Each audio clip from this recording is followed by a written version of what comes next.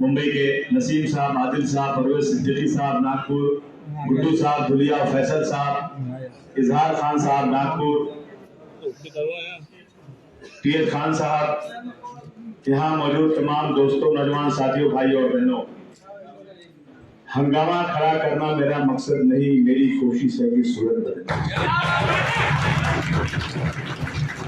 मेरे सीने में ना सही तो तेरे सीने में सही हो कहीं भी आग, लेकिन आग जलनी चाहिए। दोस्तों, मैं आपको कसम खाकर यकीन दिलाता हूं कि सियासत मुझे पसंद नहीं। मेरे खानदान में किसी ने सियासत नहीं किया, लेकिन जब मैं पकड़ा गया, जेल में था और जेल से जब छूटा मैं, तो मैंने अपने आंखों से मेरी कौम के लोगों के हालात जेल से लेकर बाहर तक देखा था।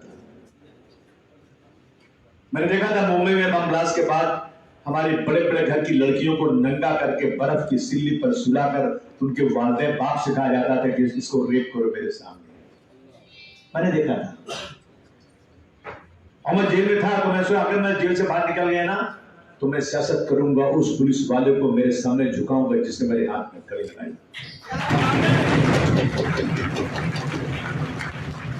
जिस दिन जेल से आया उसी दिन से मैंने शुरू कर दिया। मैं जानता हूं सियासत ही इस मुल्क की हालत बदल सकती है। मौलाना असद मदनी साहब थे, मरहूम अल्लाह उनको जन्नत दे। हमारे यहाँ सरामीर में भाई एक बहुत बड़ा जलसा था, 4-5 लाख लोग थे उसमें, और मैं छूट गया तो मुझे बुलाया, उन्होंने बिठाया अपने बगल में। मैंने कहा मौलाना 5-5 लाख लोग यहाँ जमा हैं, किसी बेगुनाह को छुड़ा सकते हैं क्या? नहीं छुड़ा सकते। आप जले हुए घरों को बहुत बड़ी रकम लाकर बना सकते हैं, आप जेल में बेगुनाहों को छुड़ाने के लिए वकील खड़ा कर सकते हैं, लेकिन आज बिल्किस बानो को छोड़ने के लिए होम मिनिस्टर देखिए उसके कातिल को 20-20 साल की सजा, जिसको थी उम्र कैद, उसको एक सिग्नेचर पर छोड़ दिया जाता है, क्योंकि वो ताकत बनानी थी। इसलिए मैं सियासत करता हूँ। सच कहूं, मुझको वो इंसान बुरा लगता है और हाथ फैलाए मुसलमान बुरा लगता है।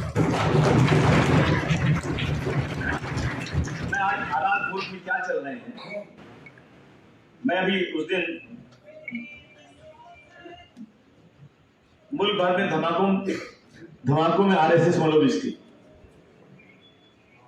मुसलमान नहीं, मुल्क भर में आरएसएस मोलोविस थी। ये संघ के कारकुन यशवंत सिंधे के जरिया नांदेड़ की अदालत में दाखिल करता हलफनामा ने सनसनीखेज 1999 में जम्मू में आरएसएस कारकुनान को भारतीय फौज के जरिया जदीद हथियारों की ट्रेनिंग दी गई थी। जंगल में तजर्बाती तौर पर बम के धमाके भी किए गए थे। क्या हुआ आज तक कुछ पता चला इसका? ये उन्हीं का आदमी कह रहा है कि ऐसा हुआ था। मालवनी में रामनवमी के हंगामे के लिए मुसलमानों पर इल्जाम मुसलमानों पर। रामनवमी आई, हम तो आपको रामनवमी में ठंडा पानी पिलाना चाहते हैं, हम आपसे डरते नहीं हैं, लेकिन हमें रसूलुल्लाह ने कहा है कि हर शख्स के साथ, पड़ोसी के साथ अच्छे ताल्लुकात निभाओ। हम डरते हैं तो सिर्फ अल्लाह से डरते हैं, लेकिन फरमान है हमारे पास कि हम हर लोगों के साथ अच्छे ताल्लुकात निभाएं। हम बार बार कहते हैं कि आपकी रामनवमी हो, आपकी गणपति हो, माँ को शरबत पिलाएंगे, लेकिन हमारी मस्जिद के सामने आते हैं, गेरुआ कपड़ा सर पे बांधे, मोटरसाइकिल पर बड़ी बड़ी झंडे लिए हुए, और मस्जिद के सामने आकर कहते हैं कि अल्लाह तेरे बाप का नाम, जय श्री राम, जय श्री राम। हम चुपचाप बैठे, बड़े बड़े डीजे बजाए जा रहे हैं, मस्जिद में अजान हो रही है, मौलाना निकल कहते हैं भाई साहब प्लीज ये डीजे बंद कर दीजिए। कहते हैं आप नमाज अजान बंद कर दो। हम तो नहीं गए किसी मंदिर में कहने के लिए भाई आप मंदिर की पूजा बंद कर दीजिए, हम तो आपकी मंदिर की पूजा हो कितने घंटे बजे, आज तक हम ये लगता है पूरे हिंदुस्तान में किसी मुसलमान ने किसी मंदिर की घंटी के खिलाफ जाकर कहा इसकी घंटी बंद कर दिया, सुना आपने कभी? रोज हो रहा है। और वहां पर जो है आईपीएस बैठा है, आईपीएस बैठा है वहां पर, 3 बड़े बड़े मुंबई का लॉ एंड ऑर्डर का जो कमिश्नर है, ज्वाइंट कमिश्नर, वो मामले में जाके बैठे हुए हैं। 11:30 बजे तक नगाड़ा बज रहा है, कोई रोकने वाला नहीं, कोई पूछने वाला नहीं। ये कह रहा है कि लव जिहाद को रोकने के लिए मुस्लिम लड़कियों को प्यार में फंसाना होगा। हमने कहा असेंबली में कि इन पे कार्रवाई कीजिए, कोई जवाब नहीं। ये कहता है अगर एक हिंदू की लड़की मुसलमान होती है तो 10 मुस्लिम लड़कियों को जिंदगी बर्बाद कर दो। किसके पास जाए, किससे मदद मांगे? ये खुलेआम कहते हैं कि मैं 121 जोड़े को इतने दिनों में बेटी बचाओ बहू लाओ के नाम से लाऊंगा, इनको मुसलमान बनाऊंगा, और जो ये काम करेगा उसको 2.5 लाख या 5 लाख रुपया दूंगा। ये दिखा दो कि पूरे हिंदुस्तान में किसी मुसलमान या किसी जमात ने आज तक ये बात किया हो? दिखा दो, मैं मानता हूं कि हाँ मुसलमानों की गलती है, नहीं दिखा सकते। हमारा पार्क मंत्री हाउस में आकर कहते हैं कि 1 लाख केस महाराष्ट्र में लव जिहाद का हो गया। जितना सुना होगा पूरे महाराष्ट्र में सब हिंदू भाई नाराज हो गए। ये मुसलमान जो है हिंदू लड़कियों को पकड़कर मुसलमान बना रहा है, क्योंकि हाउस के फ्लोर पे बोला था मंत्री ने ना। और जो उन्होंने कमेटी बनाया, ये जो है महिला एवं बाल कल्याण के मंत्री हैं, और एक कमेटी बनाया उन्होंने कि जहां भी कोई लड़का शादी करेगा अलग कास्ट के अंदर, ये उसकी इंक्वायरी करेंगे। ये इंक्वायरी क्या करेंगे? अगर मुसलमान ने हिंदू से शादी कर लिया ना, उसका घर जला देंगे, मारेंगे जाके उसको, और उस लड़की से कहेंगे तू बोल कि इसने जो है तुमको फंसा के शादी किया, और शादी तोड़वा देंगे। और अगर हिंदू ने मुसलमान से शादी कर दिया तो उसको कुछ लाख रुपया देंगे। भाई आदमी कहता है कि जिंदगी बर्बाद कर दो।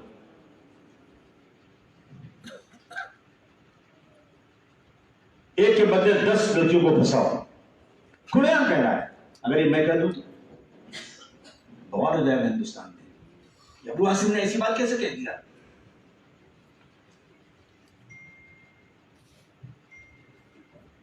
एक आफ्ताब पूना वाले ने एक श्रद्धा वालकर को कत्ल करके फ्रीज में डाल दिया था, और उसके टुकड़े टुकड़े लेकर रात को जाता था फेंकने।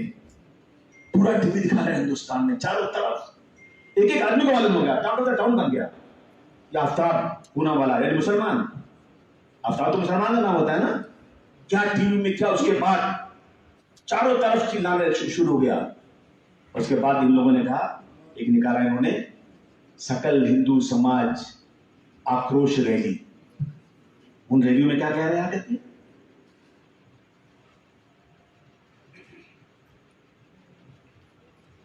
उनके कहने, राजा सिंह कहता है लातूर में जाकर के 19 फरवरी को गया था वहां पर, कि महाराष्ट्र की धरती पर कोई लव जिहादी बचने ना पाए, भारत को हिंदू राष्ट्र बनाने के लिए एक एक को मार डालो मुसलमान।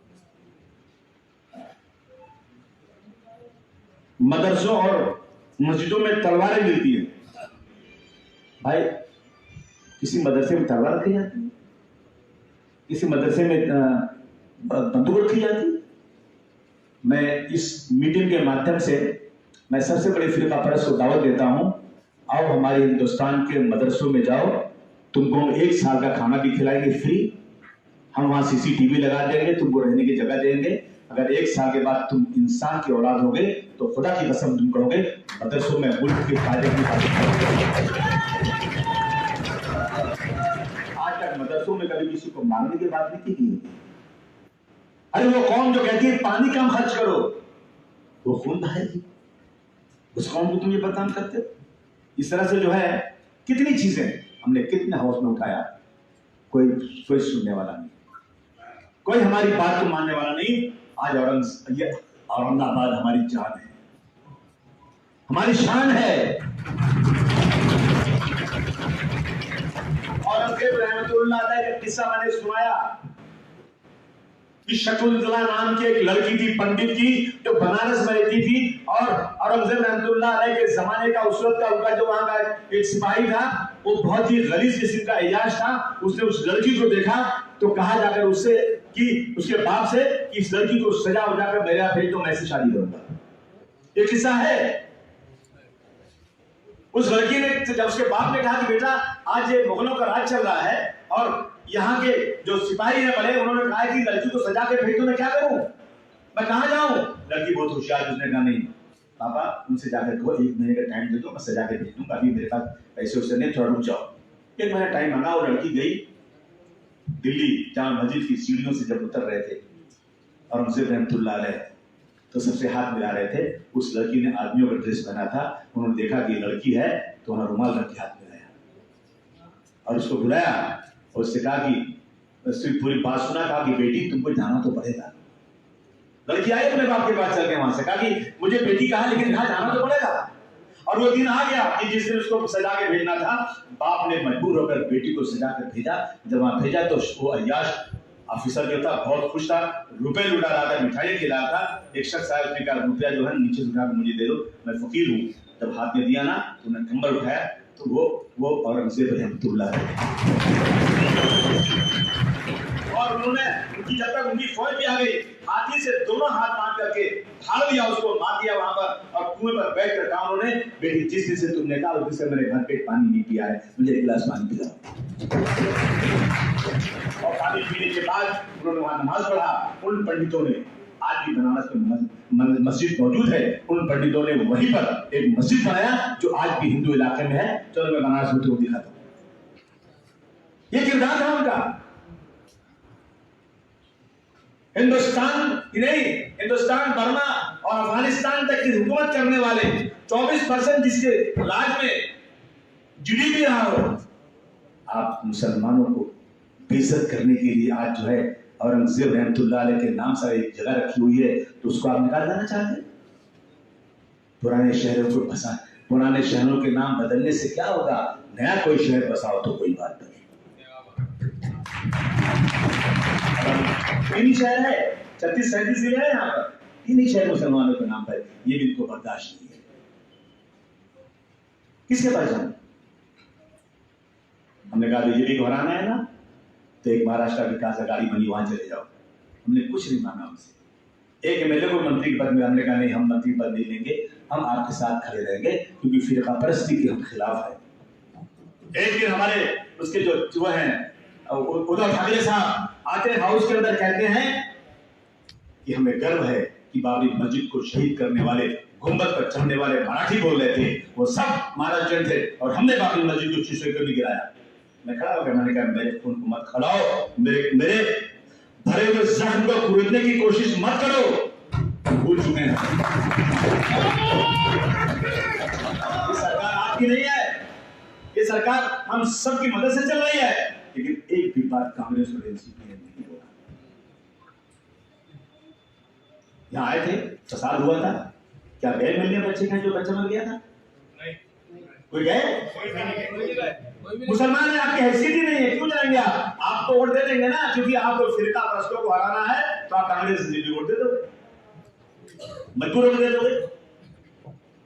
हालात बहुत खराब है, इतने खराब है कि मैं आपको बता नहीं सकता। मेरी वो लाल बहुत खराब हालत है, रोजाना।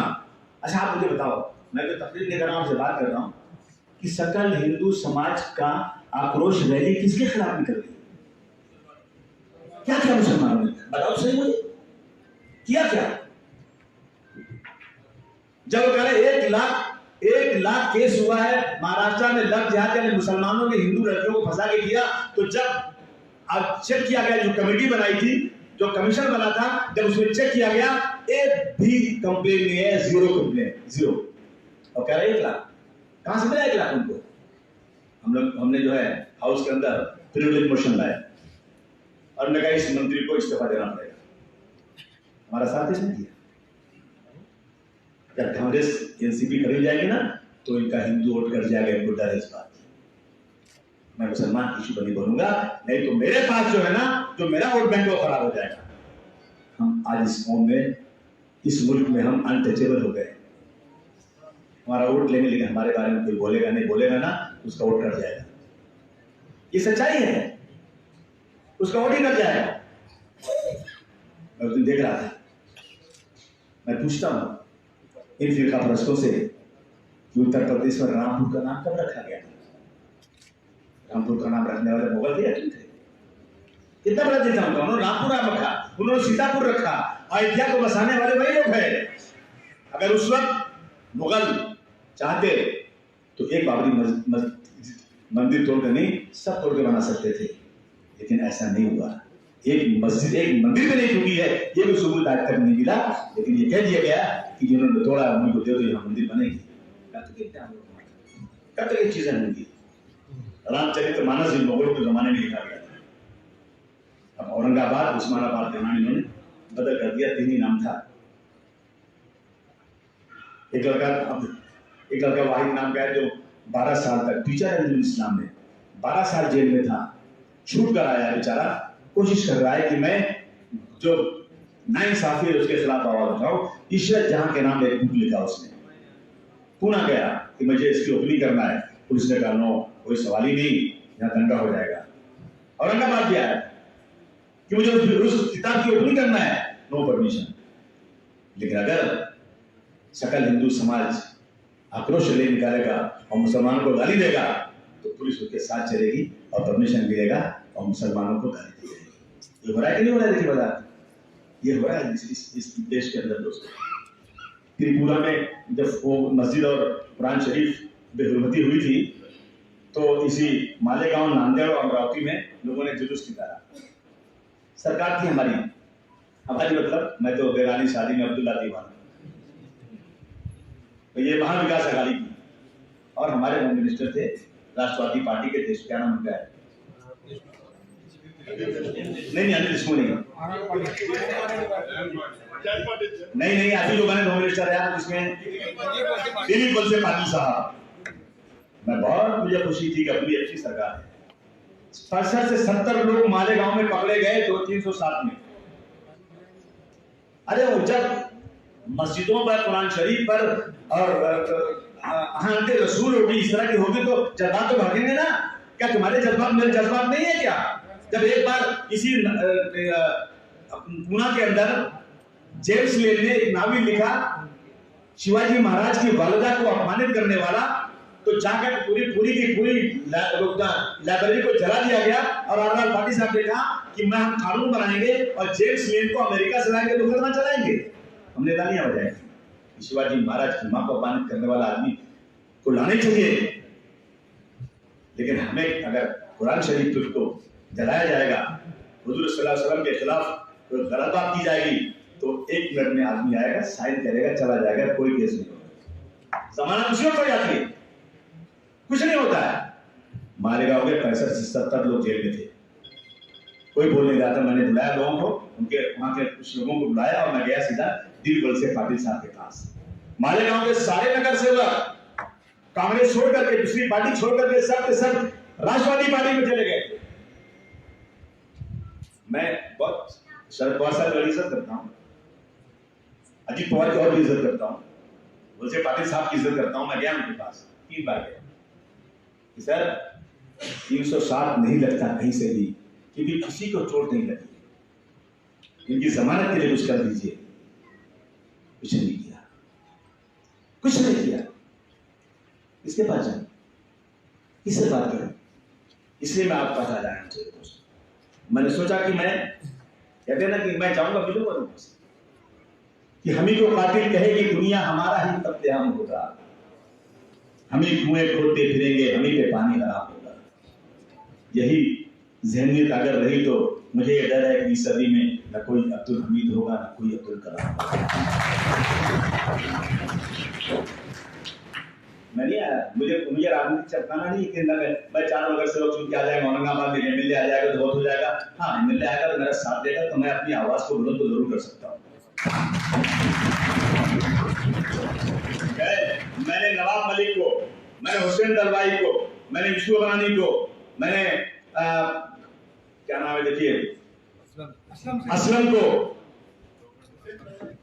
बेचने को जमीन से उठाया। मैंने मतलब कोशिश किया, अल्लाह ने मदद किया, आपने वोट दिया। अगर ये सब मेरे साथ रहते ना, किसी की मां ने दूध नहीं पिलाया था।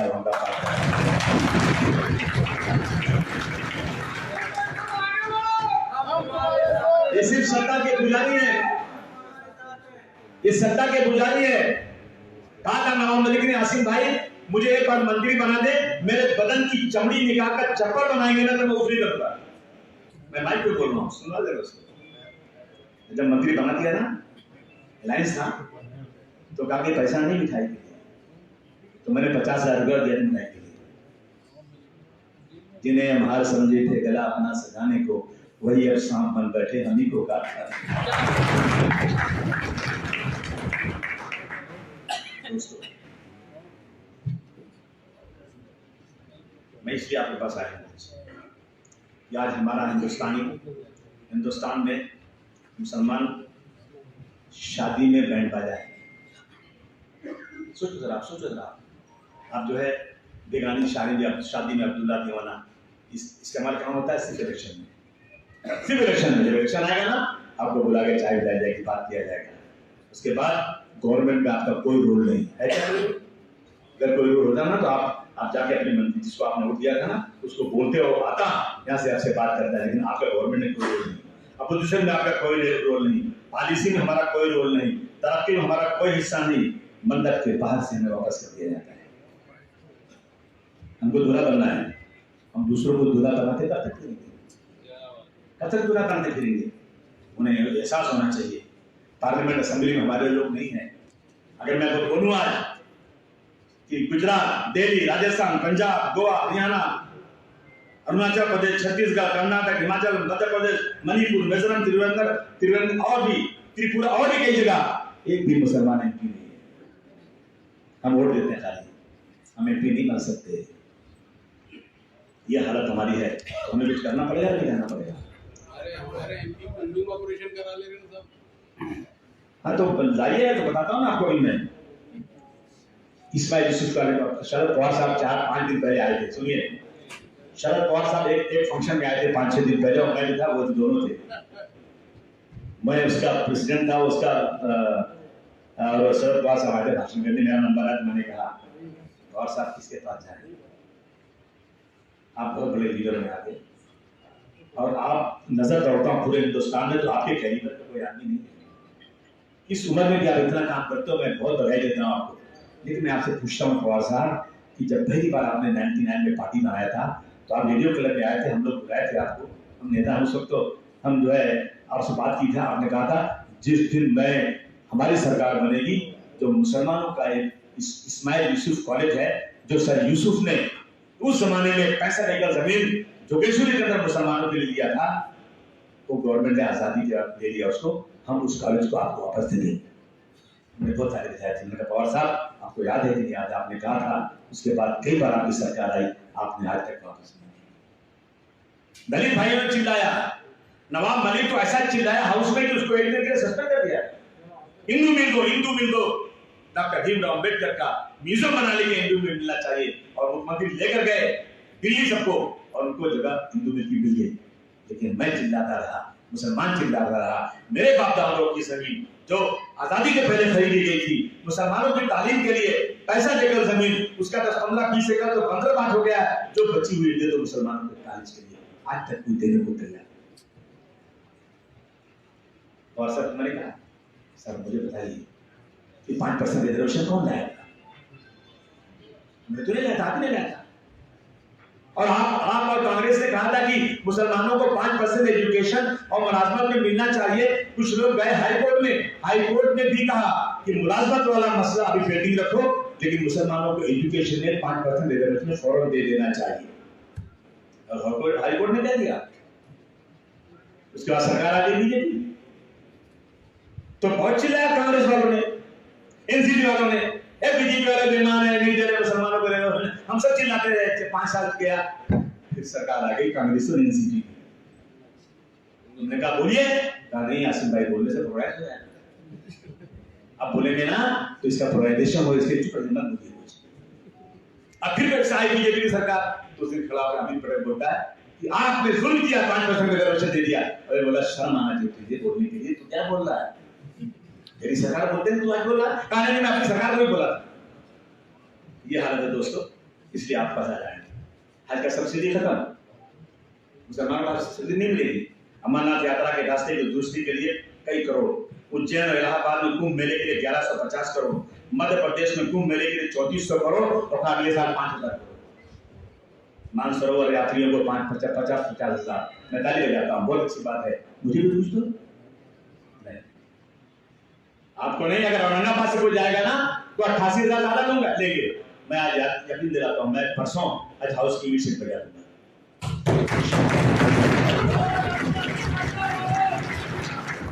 मैं जाऊंगा इंशाल्लाह, आ जाओ उसके, देखता हूं क्या होता है। मैं पूरी कोशिश करूंगा कि आप चिंता, अगर आपको 88,000 लेना है, सारे यात्रियों को आप भेजिए, वहां से बंबई से भेजिए, यहाँ से आ जाएंगे इस तरह से। कोई आपको कोई चिंता करने की जरूरत, ट्रेन से आ जाएंगे, कार से आ जाएंगे, बस से आ जाएंगे, आप उनको मुंबई भेजिए। और अगर आप औरंगाबाद से भेजना है तो सिर्फ मुंबई से औरंगाबाद का जितना किराया लगता है वही आप ज्यादा ले सकते हो, उससे ज्यादा नहीं दिया जाएगा आपको। ये मैं बात करूंगा इंशाल्लाह। इसलिए आप बात बता रहे हैं, आपसे बात करने के लिए दोस्तों, जिन्हें मंजिल पर पहुंचाकर मैं खुद बर्बाद मंजिल हूं, जिन्हें मंजिल पे पहुंचाकर मैं खुद बर्बाद मंजिल हूं, मैं आया नहीं मेरी वफा का एक बार।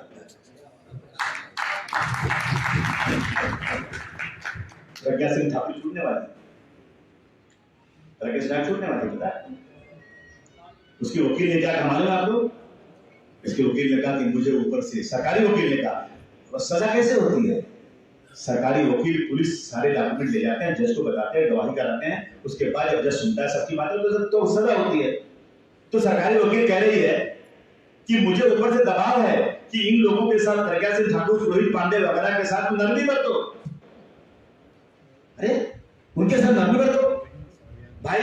हेमंत करकरे साहब ने इतनी मेहनत से इस केस को पकड़ा है और उसके बाद एक एक गवाहों को मजिस्ट्रेट के सामने 164 का स्टेटमेंट करा दिया है जो बदल नहीं सकता। अब आज जब आता, अब उसमें एनआईए का आना दिया, महाराष्ट्र सरकार की बेइज्जती, अपमान है उनका। इनकी पुलिस ने मजिस्ट्रेट के सामने स्टेटमेंट लिया था और वो पक्का हो गया था। अब एनआईए उसमें कर रही है। एनआईए क्या कह रही है कि एनआईए के सामने कह रहे गवाह लोग कि हमें बंदूक लगाकर डरा करके स्टेटमेंट लिया गया था। 35 के 35 गवाह सब के सब जो है ना पुष्टाइल हो गए, सब छूट जाएंगे, सजा नहीं मिलेगी उनको। मैं आया, मैं मिला कमिश्नर से, मैंने बात किया कि आपने गिरफ्तारी किया यहाँ पर, आपको पता है क्यों हो रहा है ये? पानी सर से ऊंचा हो रहा है। बच्चे कहते हैं हम हिजड़े नहीं, ना मर्द नहीं है, हमको रोज आना सर से पानी ऊपर आएगा ना, हम मरने को तैयार है, लेकिन सम्मान के साथ रहेंगे देश के अंदर।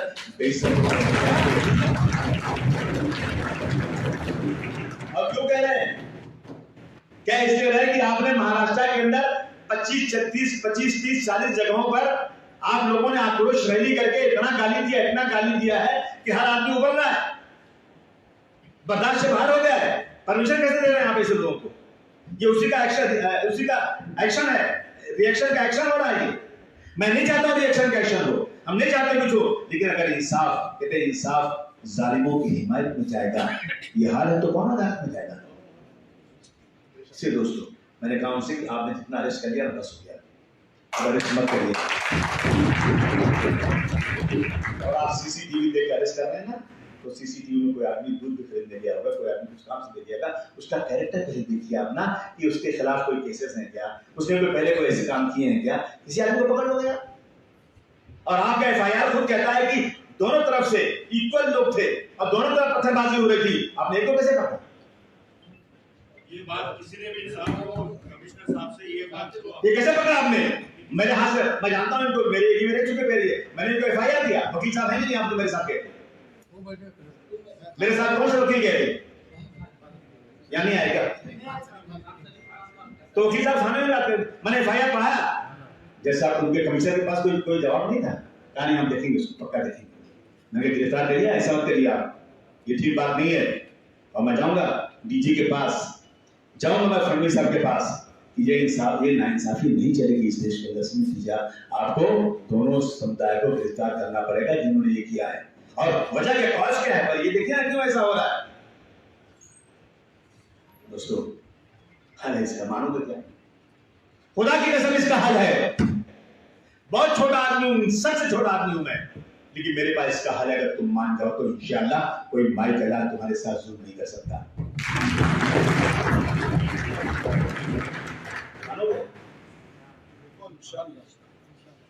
अपनी आना को पीछे रखोगे इंशाअल्लाह। क्या सबको नेता थोड़ी बनना है, नेता थोड़े लोग हैं जिनको बनना है, बाकी तो जनता है, बाकी जनता है। कौन है लीडर हमारा इस देश में आज? किसकी बात हम मानते हैं आज? बता दो कि औरंगाबाद में फलाना आदमी खड़ा हो गया, हम इसके पीछे खड़े रहेंगे? है कोई नाम? बताओ हिंदुस्तान में कोई ऐसा आदमी, सियासी या मजहबी कोई लीडर ऐसा है जो कहे कि मुसलमानों ये काम करो? मान जाओगे? नहीं। जैसे होगा ना तो कहेगा अरे ये तो सबसे कमीना आदमी है, ये तो बहुत पैसे रिश्वत खाता है, ये तो बीजेपी से मिला हुआ है, ये तो फलाने से मिला हुआ है, ये कहेंगे लोग। बेहुनर बनकर रहो तो ताने हाली सुनो, बाहुनर बनकर रहो तो कौम की गाली सुनो। अगर इस मुल्क में इज्जत से रहना है तो फार्मूला तुम्हारे पास है। शरद पवार साहब हो, मुलायम सिंह, अखिलेश यादव हो या राहुल गांधी हो, अगर तुम्हारे महल्ले में तुम्हारे पास आके तुम्हारा कदम न पड़े ना, थूक देना बुआ सिंह के मुंह के ऊपर। पैदा करो लीडर, पैदा करो कि मैंने औरंगाबाद पूरे हिंदुस्तान में जाने था। हम हाथ निकाल जब कुछ करते हैं ना, ऑल इंडिया, अरे व्हाट इज ऑल इंडिया? महल्ले में सारा कुछ है नहीं ऑल इंडिया। वकील बनेंगे, एक कोर्ट का बने सुप्रीम कोर्ट, देखा सुप्रीम कोर्ट का? छोड़ दो सब, औरंगाबाद की बात करो, शुरू करो औरंगाबाद से। याद अगर हजरत इब्राहिम अलैहिस्सलाम को आग में जलाने के नमरूद ने बहुत बड़ी आग लगाई थी, और उस आग में इतनी बड़ी भयानक आग थी कि आग आसमान को छूती थी। एक चिड़िया अपने चोंच में एक बूंद पानी लाती थी और उस आग पर डाल करके फिर जाती थी पानी लाने के लिए। दूसरी चिड़िया ने कहा अरे पागल, इतनी बड़ी आग, इसमें एक बूंद पानी डालने का मतलब क्या? कि अल्लाह ने जितनी मुझे ताकत दी ना, उस ताकत से मैं इस जुल्म के खिलाफ लड़ रही हूँ। जब अल्लाह के हिसाब होगा ना, अपनी आदत खत्म करोगे। मुसलमान हो तो सच बोलो, झूठ बोलना गुनाह है। जब मीटिंग में आओ ना, सबसे पीछे कुर्सी पे, मुझे नहीं बुलाया गया, नहीं बुलाया गया, मुझे नहीं फूल हार दिया, नहीं दिया गया, लेकिन मैं मेरी कौम, मेरे मुल्क के लिए अपनी जान देने को तैयार हूं। यह जज्बा है क्या? मैं मेरी माँ और बहनों की इज्जत इस तरह से नापाक लोगों की जबानों से भी हम रोकने वाले को ले आएंगे, मैं इसके लिए अपना सब कुछ कुर्बान कर सकता हूँ, लेकिन मैं अपनी माँ और बहनों की इज्जत को नीलाम होते नहीं देख सकता। कर सकते हो नहीं कर सकते? कैसे भाई, मैं कह रहा एक ग्रुप बनाओ। मैं नहीं कह रहा एक आदमी फैसला ले, 25 लोग मिलकर फैसला ले, 50 लोग मिलकर फैसला लें। एक पार्लियामेंट 543 का होता है, उसके अंदर बहस होती है, उसके बाद मेजॉरिटी जो कहती है ना, वो कानून बन जाता है। असेंबली में 288 लोग रहते हैं, बहुत बहस करते लड़ते हैं, लेकिन जिसकी मेजॉरिटी होती है ना, हाथ उठता है और कानून बन जाता है। करो कि मैं एक असेंबली का नाम बात, और हम एक जो ना कलेक्टिव लीडरशिप, हम 10, 15, 20, 25, 30, 50 लोगों की ऐसी एक कमेटी बनाएंगे जिसमें हर समाज के लोग रहेंगे, जिसमें शिया भी होंगे, सुन्नी भी होंगे, देवबंदी भी होंगे, बरेलवी भी होंगे, अपने छोटी जात के भी होंगे, बड़ी जात के भी होंगे। इन सबको बुलाएंगे, एक कमरे में बैठ के तय करेंगे, और फरमान एक आदमी निकालेगा ना, पूरा औरंगाबाद उसके साथ खड़ा रहेगा ना, इंशाअल्लाह। क्या गया? आपका पैसा गया, आपकी कुर्बानी गई। सबको एमएलए बनना है, सबको नेता बनना है। क्या जन्नत का रास्ता है क्या ये?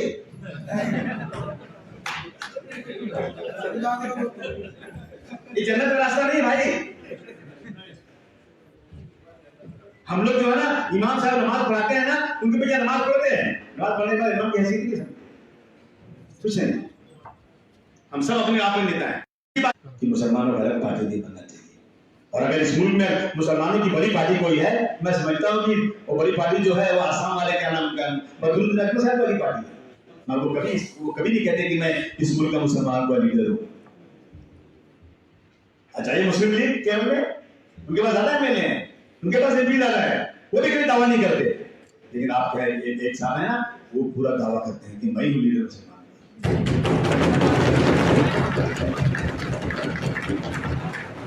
वो पार्टी यूपी में इलेक्शन नहीं लड़ी होती है ना, वोट नहीं मिला उनको।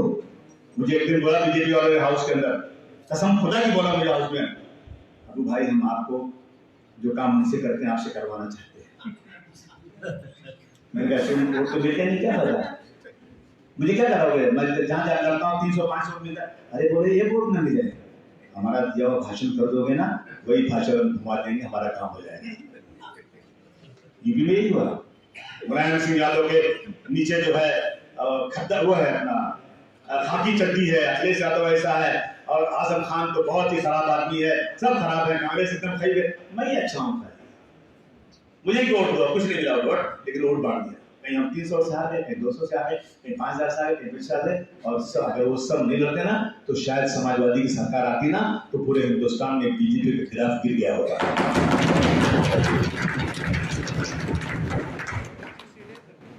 125 सीटें गिर गया था। और खुदा की कसम मेरे पास एविडेंस है, दिखाऊं तो सब बोलेंगे आसिफ भाई इसके खिलाफ बोल रहे हो, मेरे पास एविडेंस है। बोलो थोड़ा सा,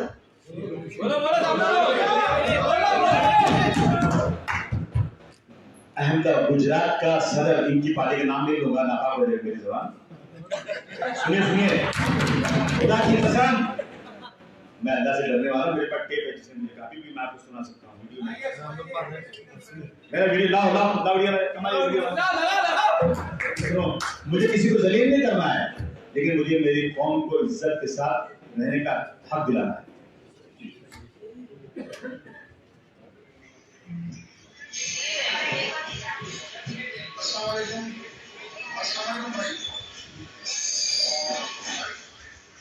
कौन सा दिया इसका दिया उसका अभी मुझे परसों फोन आया।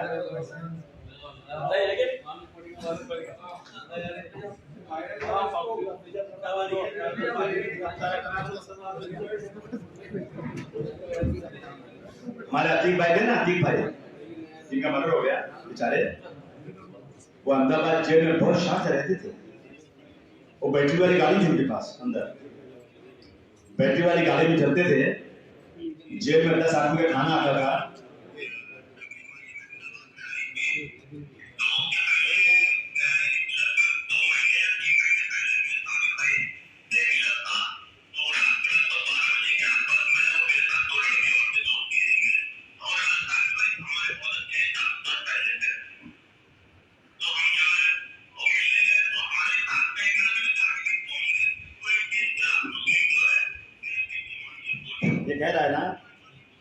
ये कह रहा है कि हम लोग जो हैं कांग्रेस से सब नाराज थे गुजरात में, कोई नई पार्टी आना चाहिए। तो हम लोग बोले कि एमआईएम को लाना चाहिए। तो हम लोग गए काबुली के पास, काबुली वहाँ पर दो टर्म का एमएलए था। वो बीच में वो उनके साथ जो अपना बीजेपी के साथ बहुत तहलुकात बढ़ा रहा था। कांग्रेस उसको निकाल दिया कि आदमी जो है उनके अमित शाह के साथ में और नरेंद्र मोदी के साथ में ये काम करते ज्यादा ऐसे काम से निकाल दिया।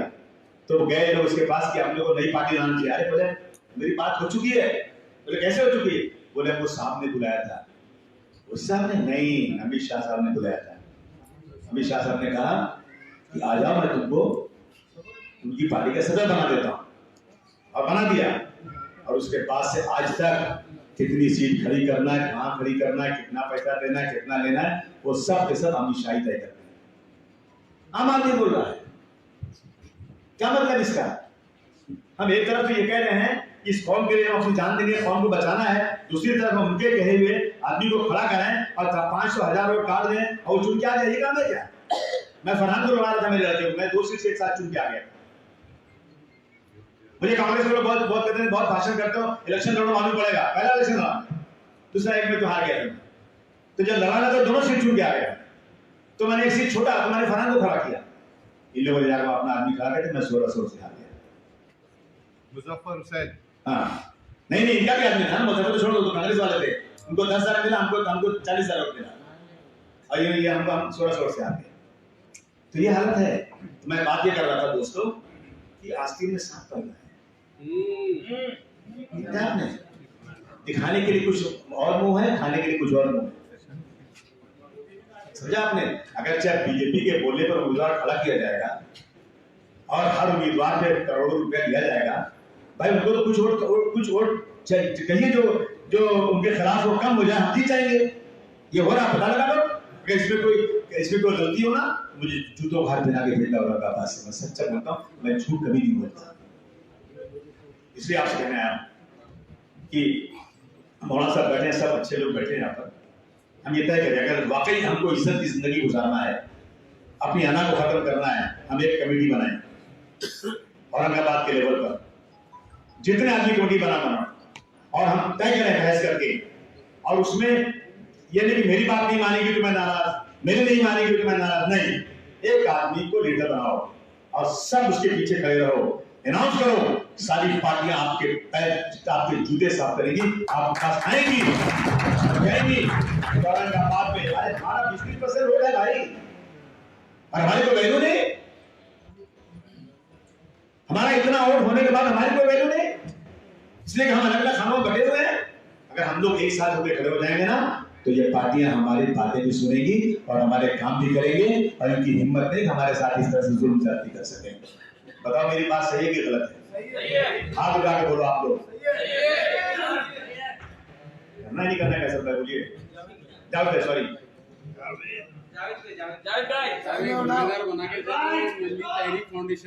नहीं बना के चले जाओ, उससे फायदा क्या, बना के चले जाओ, उसका बनाएंगे ना, बनाता हूँ ना, ये क्या 5-7 आदमी बनाता हूँ ना, सब बैठ के बने, कोई मिली जो हमारी तहरीक है ना, ये तहरीक का यही काम है ना, ये तो बोल रहे हैं आपसे, आप सब इकट्ठा हो जाओ 10-15-20 आदमी और बैठ के तय करो कि भाई हम लोग जो है जिसको कहेंगे उसी को वोट देना है, हम जो कहेंगे वही करना है, बस और कुछ नहीं, कुछ नहीं करना है, इतना करो, देखो होता है कि नहीं होता है? जावेद भाई, अफसर भाई आगे बढ़ो। अच्छा अफसर भाई बोलो, होगा नहीं होगा? बिल्कुल होगा। 24 के बाद ये आएंगे, 24 के बाद ये आएंगे, यहाँ से हमको भगा देंगे। ईमानदारी से काम करेंगे सब लोग एक साथ, हम लोग दिन में। बस मैं अपनी बात खत्म करूंगा, लेकिन मेरी तजवीज़ यही है कि हम सब इकट्ठा हों, उसके बाद जो भी सेकुलर लीडर हैं उनके साथ जाएं, हम सेकुलर लीडर के साथ, हम अपने हिंदू भाइयों के साथ जो अच्छे लोग उनसे हाथ मिलाएंगे, उनसे करके सरकार बने और वहां हमको इंसाफ मिले। उसके बाद कॉलेज बनाने के लिए दर दर घूमो, पैसा मांगा, चंदा दो, अरे एक बार सरकार आ जाएगी ना तो 2-4-6 यूनिवर्सिटियां बना सकते हैं, किसी से रुपया मांगने की जरूरत नहीं है। सरकार बनाइए, उन्होंने कहा ना कि मेमोरेंडम देने वाला नहीं, मेमोरेंडम लेने वाला बनिए। कब बनेंगे आप? जब मुद्दे हो जाएंगे आप।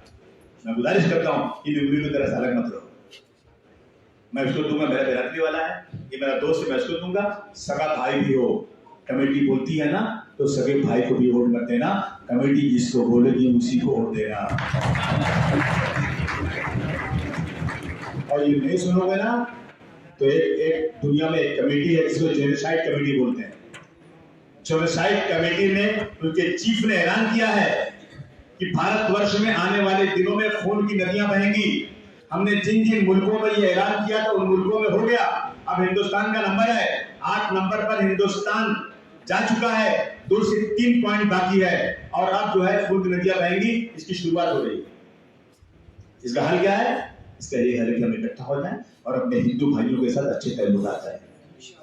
आज से तय कर दो औरंगाबाद वालों, किसी के डर से नहीं, अल्लाह के हुक्म से, कि तुम्हारे एरिया में जो मुसलमान रहते हैं ना, जाओ उनसे कहो कि तुझे आधी रात को खून की जरूरत पड़ेगी ना तो किसी हिंदू को मत बुलाना, मैं मुसलमान तुमको खून देकर तुम्हारा काम करूंगा, तुम्हारी जान बचाऊंगा।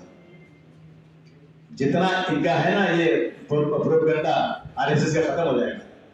हम सब तय कर लें आज से कि मैं अपने 40 घर आगे 40 पीछे, 40 दाएं 40 बाएं, जितने भी गैर मुस्लिम हैं उनसे कहेंगे भाइयों कि आप मेरे भाई हो, आपको आधी रात को खून की जरूरत पड़ेगी, मुसलमान आएगा आपको खून देगा, हम आप सब मिलकर मुल्क में रहेंगे इंशाअल्लाह ताला। इस मुल्क में ये जो है गंगा जमुनी तहजीब आगे चलेगी और हम सब इत्मीनान के साथ रहेंगे। आपने मेरी बातें सुनी, मैंने एक मशवरा दिया है, अगर इसको मुझे लगता है कि काम होगा इंशाअल्लाह ताला तो हम पहले औरंगाबाद करेंगे, उसके बाद और कहीं जाएंगे। एक तजर्बा होना चाहिए शुरू, और लोग घबरा जाएंगे कि देखो ये कैसे। शुक्रिया बहुत बहुत, खुदा हाफिज़।